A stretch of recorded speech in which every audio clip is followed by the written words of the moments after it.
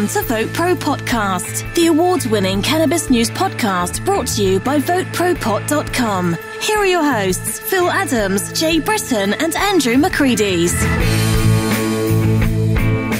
Well, welcome everybody to another episode of VoteProPot-Cast. We're really glad to have you today. We have a special episode today. We have as our guest an author, entrepreneur, and cocktail whisperer, and we're going to find out just what a cocktail whisperer is. Let's welcome to VoteProPot-Cast, Warren Bobrow. Now, did I say your name correctly, Warren? Bobrow? Bobrow, yes, correct. All right. So, now you've got a company that you started, which you are the CEO of. Tell us a little bit about that. That's a drinks company, and I'm making a nano-infused THC-based craft mocktail. So it's going to be something very interesting. Warren is the author of Cocktails, Mocktails, and Tonics. Cannabis cocktails, mocktails, and tonics. Cannabis cocktails. I forgot the most important word. It was the one in the biggest block letters at the top, and I forgot it. And I want to know, I bought your book about 3 months ago. Oh, wow. Yeah, and I went to get it out to read it, and I'm packing, I'm getting ready to move, and I can't figure out what friggin' box it's in. But I do remember... You're going to have to buy another one. No, there you go. I'll find. But it was a good book. I'm a chef. Andrew is a chef. Did you play around with decarbing and infusing? Absolutely. I've been playing around with decarbing and infusing. Were you happy with the strength of what you? Yes. You know what I find when I make edibles and stuff lately. I live in Maryland and we have it's a medical program, so I just go and get RS oil. And okay. Yeah, that's illegal. I don't think we can get that in New Jersey. I have a medical card here, and it's pretty restrictive. Yeah, very. But anyway, great book. What is a cocktail whisperer? Someone who unlocks flavors that they're familiar to you, but you're not quite sure why you know them, and kind of whisper in your ear and say, "You know what that is?" And they say, "Oh, okay." Yeah. So that sounds like something you can't really learn. You just have to intuitively know. Is that about right? I think a lot of it has to do with the fact that I grew up on a farm, and I was always cooking from an early age. I was taught how to cook at an early age, so I'm familiar with ingredients and flavors and what flavors go together. And that's kind of like whispering. Sure. Mm-hmm. Yeah. And now tell me about your company. You are a CEO and founder. It's a big word that means that I have to learn how to do everything. Right. Cheap cook and bottle washer. Yeah, I think that's right. Word. But no, it was my idea, and I created as I said, an infused THC infused drink that is gleaned from the pages of Cannabis Cocktails with a couple twists added.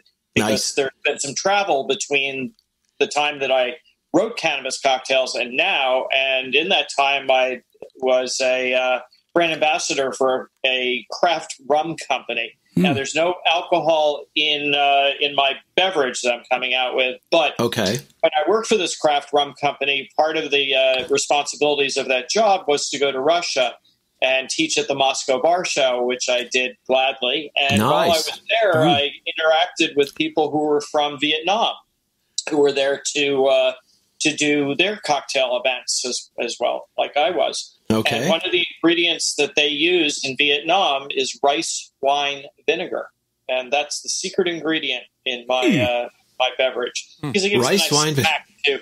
It gives you a nice crisp little, when you kind of a brightness to it, like a little bite, just a tiny little bite. And my drinks, as a rule, are not sweet, so they're kind of sour to maybe a little bit sweet. So now you're marketing this concoction? Soon. It'll be out in November.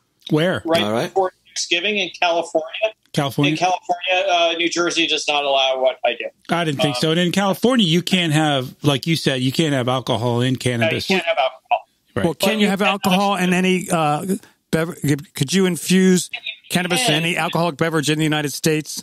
Is it legal anywhere? No, it's because of the THC. That's the kicker. You can't mix THC and alcohol and spirits. Yes. Right. Yeah. Someone might get high. Well, you do what's called a crossfade, and I love that feeling. But our powers that be don't necessarily feel the same way. So. Well, yeah.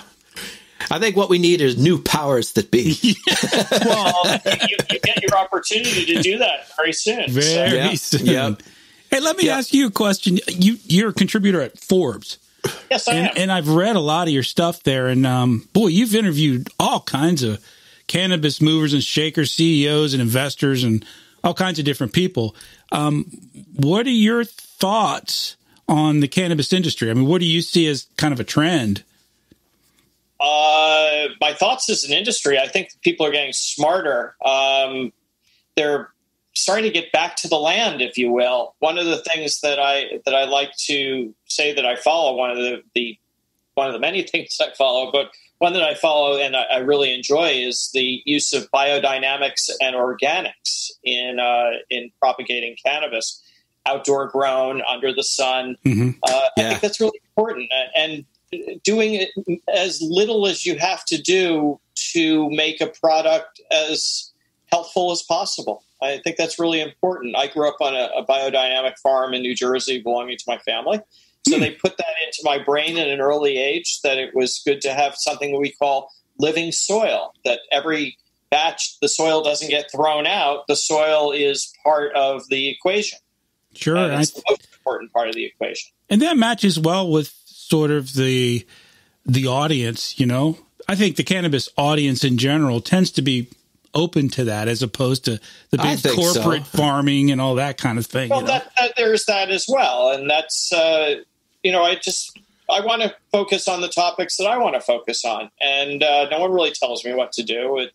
That's a nice thing in life to not have to work for the man anymore, and I follow the guidelines that are set out to me.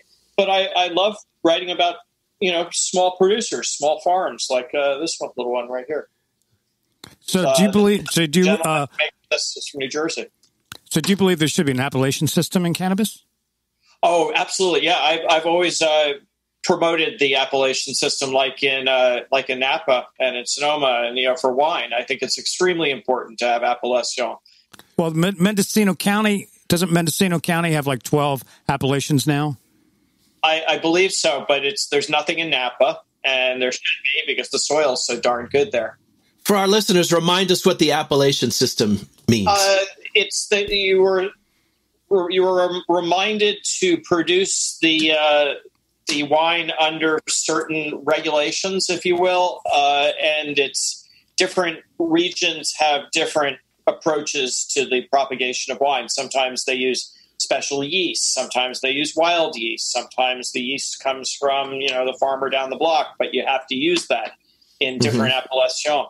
And a lot of it goes back to terroir. It's the flavor of the place, the taste of the place, if you will. Mm-hmm. And I think that does apply to cannabis, especially outdoor grown cannabis. Indoor grown, you can make something any place and have it taste right. So it doesn't apply indoor. That's but we've been growing indoor because it was illegal for so many years, and now that it's legal, now people are starting to grow outdoors again, and I think it's going to open up a whole new in Maryland, chapter. You should be able to do very nicely there, because it's the soil is so rich, and there are a few.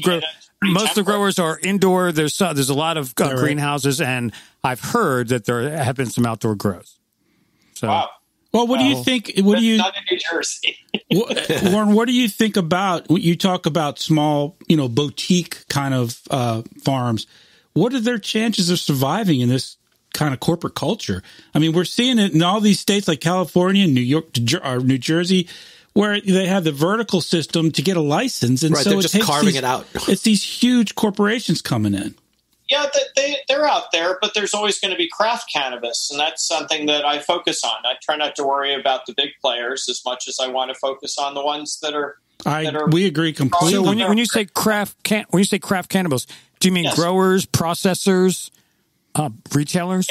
Yeah, how do they survive in a vertical requirement with the vertical requirements? But the vertical requirements are something different, and that I love vertically integrated grows. I think that's really important to have that because it's always nice to be able to do everything in house. But I spend a lot of time talking to farmers who are under the Flocana umbrella out in Humboldt County, and these are all mom and pop farms that are legal, not illegal. They're legal mom and pop farms, and they're doing the best job they can to make to grow the best product that they know how to grow. And I think that's really, really important. And terroir fits into it, especially the outdoor grown. Sunrise Mountain Farms is one that I speak very highly of. I also speak very highly of Brotherly Love in Humboldt. And then there's just a number of different places that are growing, and those aren't under the Flocana umbrella, but the Flocana principle is very much craft and small producer, and not coming out with hundreds of thousands of pounds, but maybe a couple hundred pounds per strain. But in the current system, state by state, California is somewhat different. I know in Virginia and many other states, there's that vertical requirement again. So only the big guys are allowed. Yeah, I have no idea. Yeah, I mean that makes it. I don't know how the little boutique guys can even compete. Well, fortunately for you, you're starting your own boutique beverage company. Yes, and I'm the first and the only one to do a cocktail or a mocktail that's worthy of that. I believe of my muster. I mean, I've been writing about some of the other producers out there in the market, and then after tasting some of them, not the ones that I've reviewed, but others that I haven't written about, and there are reasons why I haven't written about them. And those reasons are pretty simple. Cannabis drinks suck. And I spoke at the Cannabis Drinks Expo, I think it was last year before, whatever, and I came up on stage. I was a keynote speaker, and I said very clearly, I said, cannabis drinks suck. Well, how do you get around the taste? Seriously, I mean, that's the complaint people have. Mine are made with all the best ingredients in the world. Most of the ones that are out there are no more than seltzer. Mine is not a seltzer. A seltzer, my USBG, gotcha. My friends from the bartending guild, because I'm a master mixologist, they would have my neck if I did a seltzer. I'm not doing it. I bet. God, you've got your reputation to think about. A Bud Light seltzer. Not only that, I like seltzer with a pastrami sandwich, and the things that I'm making, the cocktails that I'm making, are not necessarily geared towards pastrami. Well, I think the complaint a lot of people have is that, chlorophyll-y, grassy taste. How do you get around that? It's not because I'm using something called nanotechnology, and nanotechnology is, it's microscopic. It's, if you pull out one of my hairs, you couldn't even tell it. You can't see it. It's an incredible thing, and there's actually terpenes that are made available in this process that you can taste and you can smell the good parts of the cannabis, not the green part, not that chlorophyll-y part. Right. So it smells like it tastes like what it smells. I think that's the word I'm using. Right. And the other thing that I'm using mango Trainwreck in my my Meserol cocktail, which is named for Louis Armstrong's weed dealer during the 1930s. Oh, that's great. During the jazz era, it was a guy named Mesro. So I'm naming my cocktail to pay homage to Mez. That's cool. That's awesome. A well-rolled cigarette. By the way, we're all three musicians. Phil went to Berkeley, keyboard. I'm bass, Jay's guitar. Well, I'm an Emerson grad, which is just around the corner. Yeah, Boston. Yep. So Warren, I'm curious about the culture that you find over at Forbes magazine. It seems to me kind of an interesting place to have a Vice's correspondent, being the kind of, I always think of Steve Forbes. He's a conservative, and it's kind of a different culture there. But they're very pro cannabis. There are no Forbes at Forbes magazine anymore. Is that right? That I will tell you. There are no Forbeses? There are no Forbeses at Forbes. Yeah. Okay. They're all gone. They sold off all the Forbes assets. I think in Malcolm's will, it said that they were supposed to dispose of everything, including the building and the toy soldiers. So the toy soldiers are gone. And, it's life goes on. But the Forbes name is venerable, and I hope to add value to what they do. It's a great website and magazine, and we've had other journalists on from Forbes who are contributors to Forbes, and it seems to me there's a real pro-cannabis culture at Forbes. Yeah, there really is, and because I think that the people that are the powers that be there, if you will, are most of them are younger than I am. So I can, at 59, I can tell you that they're definitely younger than I am, and they just have a different approach, more of an open-minded approach. Now they do have other groups. I mean, if you look at Forbes and you break it down, there's lifestyle, and lifestyle has watches and guns and this and that, and and we have to be part of it. And my swim lane is THC, and that's something that I want to focus on, and I want to give props to the people who are out there who are doing a good job and being really passionate about what they do. Well, here on VoteProPot-Cast, I'm kind of the resident conservative, and my job is to preach a message of individual liberty. Almost. So libertarian approach. Well, libertarian. I mean, fiscally speaking, I'm much more in tune with the old line Forbes magazine of. But this is a individual rights issue for me, and I wonder, is that part of the culture there? Do you think? Yeah, unless I stray out of my swim lane. And I did for a long time. And you do sometimes. I was writing about CBD, and I don't write about that stuff anymore because every time I would write about it, I would get an email from one of my editors, and they would say, like, "What are you doing?" Really? And it was so hard to say no. I mean, I get pitches every single day from PR agencies and this and that, and even gas station operators, and they're saying, "Will you cover our CBD?" And I'm like, "No, no, no. Sorry. Snake oil." My grandfather made Geritol. He was he founded the company that made Geritol, and Geritol was snake oil. And anyone who has a little gray in their hair would probably remember Geritol. Oh, I remember Geritol. Yeah, it was invented for something that no one had, and that was iron for blood. And no one had iron poor blood. Yeah, no one had that. It was supposed to give you vim and vigor into your step, but it didn't do that either. So the FTC and the FDA got together, and they sent my grandfather a love letter in the late 1950s. I was born in 1961, so it was before my time. But I remember that my dad my late father. He was the head of the tax division. And he said that dinner time will never be the same. No. They made him sell the company. They literally made him sell the company. Yeah, because it was, what he was doing was making snake oil, and our powers that be frown upon snake oil. Yeah. So with Geritol, would you call that a mocktail? Yeah, possibly. My mom, when I was growing up, gave me Geritol Junior before school in the morning. So yeah, that was like 10 or 15% alcohol, 30 proof. Nice. Thanks, Mom. Thanks, Mom. Put some of that in your Cheerios. Yeah. Here at VoteProPot, we've been talking about the edibles industry for quite some time, and here in Maryland, we're still trying to get it off the ground. Right now, we only have consumables. But one thing we have to, and as a chef, I worked as a chef in New York City, and I went to culinary school, and I'm also a trained pastry chef as well. And I was in the bar business for 25 years, so I've been bartending for decades. And I really believe that one of the problems with edibles, cookies and brownies are fine. I've had taste some that have a nice flavor, and if you're in the mood, that's okay. But I don't think it's a lot of people are going to use brownies as their main source of THC, of high getting, of whatever, whether medicine or recreational. So that's why I think sort of the gummies are kind of where it's at, but beverages. We've been preaching, and I really believe there's going to be a huge future in cannabis beverages. But you can't mix them with alcohol. So I was thinking, is there, the product I would come up with would be a Bloody Mary Jane mix. They just add your own vodka.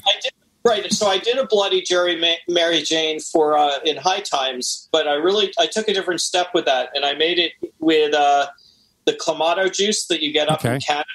Yep. The Clamato. I made it into to like a Bloody Caesar, and then I infused it with THC. Yeah. Nice. Man, nice. Did you put like shrimp on a stick in it or anything? Or clams. Well, yeah.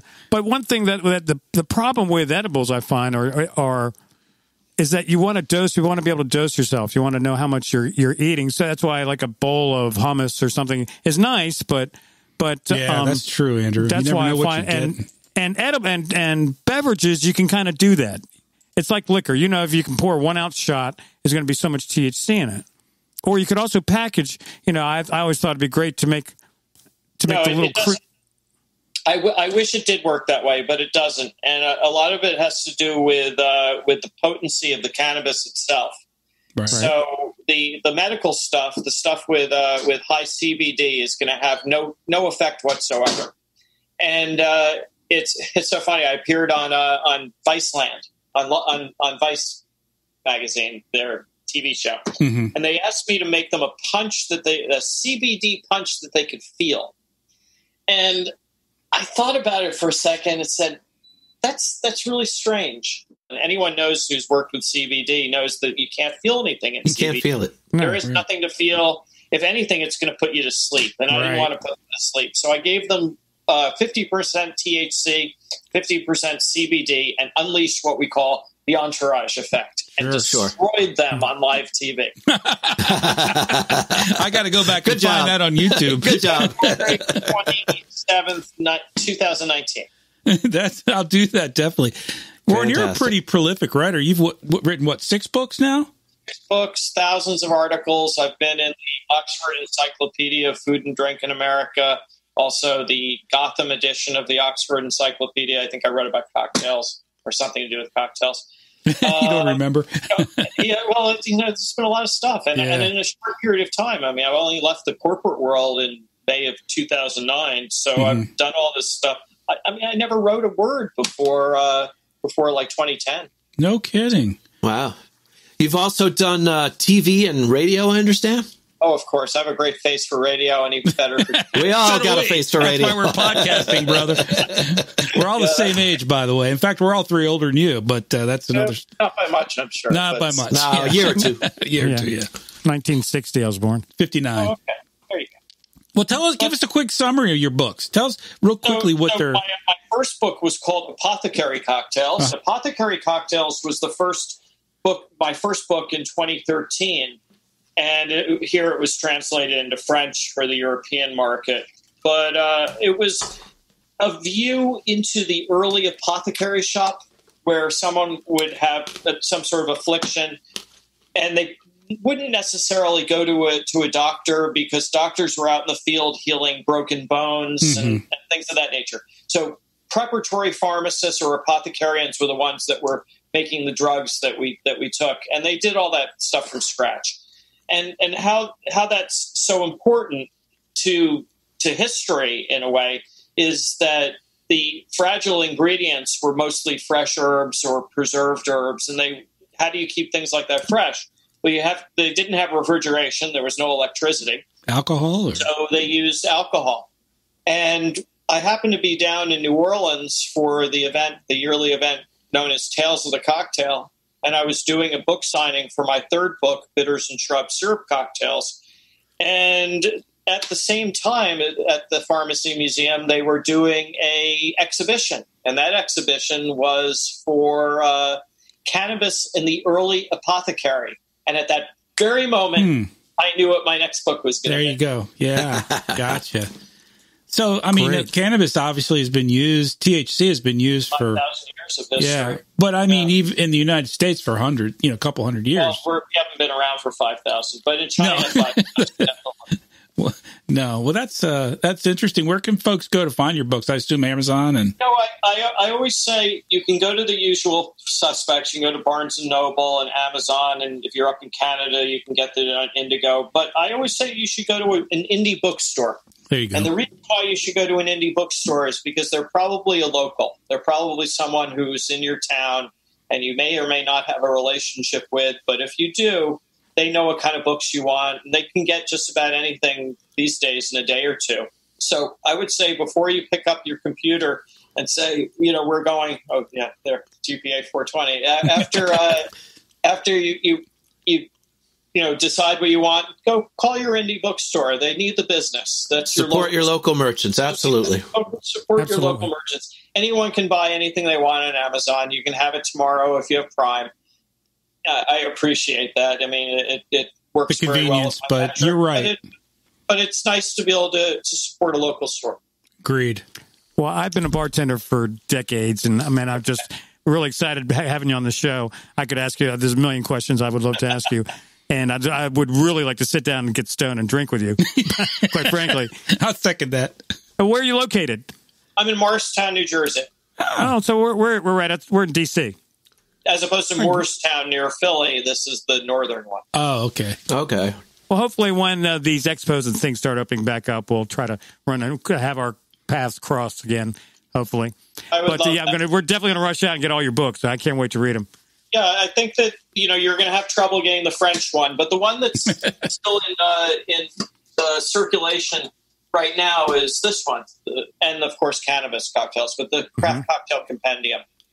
That's all right. My recipes. I've created, I'd say 98% of them are mine, and the only ones that aren't, I asked other people my teachers and people who influenced me over the years. I asked them to give me cocktails.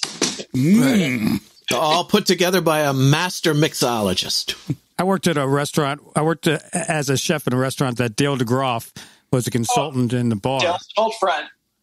Oh, he's great, man. I think he's one of them. It took a long time for Dale to recognize that I existed, but yeah, he still doesn't recognize me. But one of these days, hopefully, he's a tough cookie. And he didn't invent the Cosmopolitan, but he made it famous.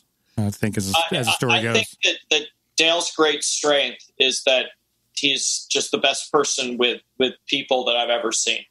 No matter who you are, you're his best customer. Yeah. It's pretty amazing. What do you recommend for our listeners if they want to maybe experiment a little bit with making a drink?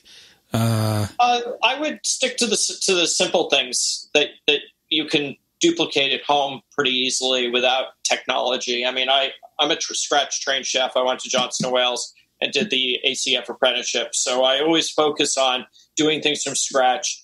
As long as you're able to decarb your cannabis, that means heat it in the oven in a closed container, 240 degrees for an hour, let it rest for about 15 minutes or so before opening it up. If you have a magical butter machine, you can infuse. If you have a Levo 2, you can infuse. In my book, I teach you to do it all from scratch. So, as what do you think about a sous vide? I don't at all. I don't like sous vide food. I don't like, people make me like sous vide chicken. I wonder if it's. Well, I've heard some people using sous vide to decarboxylate. No, it can't. What is water? It doesn't get hot enough. What is water? 212? Yeah. You need 240. Right. That's what I said. I heard some people they said, I'll just keep it in longer. No, it doesn't work that way. That didn't make sense to me. You'll have a flawed decarb. How do you decarb? Okay. I'm glad I asked you that question. Yeah. How do you decarb, Warren? Like a double boiler or? No, what I use is the Ardent. I have an Ardent Flex, which is contains you put about 4 ounces in it, and you hit the on button, and it gives you a 100% bioavailability in just over an hour. Wow! Perfect every time. You never have to worry about your home oven, which is sometimes fluctuates as much as 40 to 60 degrees up and down. And that's a flawed decarb. So when you do your decarb in your oven, you wonder why you didn't get stoned. That's why. So I used the Ardent. I spoke at South by Southwest back in 2018, and with Chanel Lindsay, and we really did shake things up, if you will, because decarbs are really important if you want to have that extra little buzz. And if you don't want the buzz, you can just put weed and whatever and hope for the best. But I think the machine you're using was what was that again? I said the first one. I said the magical butter machine. Okay, that does not decarb. You have to decarb the cannabis before it goes into the machine. The other machine is called a Levo 2 with a number 2. Levo with a number 2. Okay, and that actually does have a decarb function built in, but it only operates up to 1 cup. Whereas the magical butter machine, I think you can do up to 4 cups, like 4 ounces. Because you're seeing, I'm starting to see machines that are specifically made to decarboxylate. There's only one that I know for infusion, and that's the Levo. The Levo? Okay. There may be another, but I don't think so. In the magical, I thought I read something. Bad. I probably just read about the Levo. That was probably what it was. The Levo is really nice. I mean, it's a great machine, and even works. There's an app for my phone, so you can play around with the decarb times. If you want more CBN or CBG, you can do that. What kind of oil do you recommend? What do you think is the best? I'm sorry? What type of oil? Like coconut or? Coconut oil. Yeah, I use the GMO-free Crisco. Okay. That's the best. It doesn't have to be Crisco, but an organic GMO-free, probably a good idea. Anything that you're going to be heating, you should have something that's organic, because who knows what's in there. If you're using your coconut oil that comes from who knows where, and it's produced by who knows who, and you're going to be eating this and putting that in your body, I want to make sure it's the best. Makes sense. Absolutely. We did a story a couple weeks ago about they found that they were putting some cannabis beverages in cans, and Jay did the story. And the lining in the can actually depleted the amount of THC. Yeah, we don't have to worry about that. The company that I'm using has a technology that makes it so that doesn't happen. So are you using cans or glass? The only ones. What's that? Are you using cans or glass?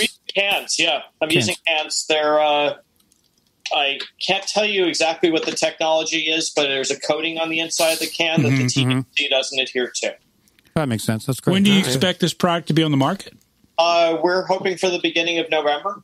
Oh, wow. Oh, that's excellent. Yeah, we're right along. Well, it's been in process for almost 2 years now. Mm-hmm. So I'm happy to say that it's moving right along. That's exciting. It feels like glue to me.